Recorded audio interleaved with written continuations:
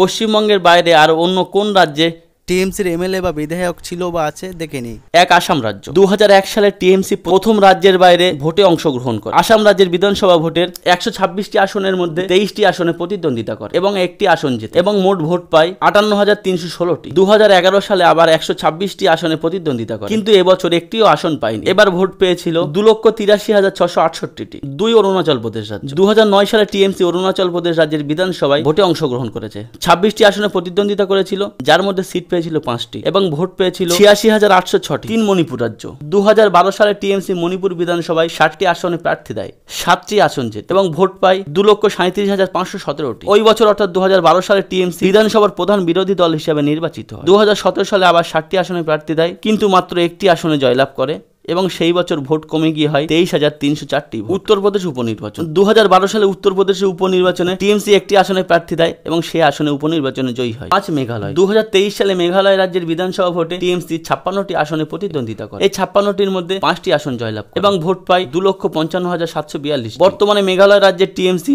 প্রধান বিরোধী দল হিসেবে নির্বাচিত আছে। এছাড়াও টিএমসি হিমাচল প্রদেশ, গোয়া এই দুটি রাজ্যে অংশগ্রহণ করেছিল, কিন্তু এখানে কোনো আসন পায়নি।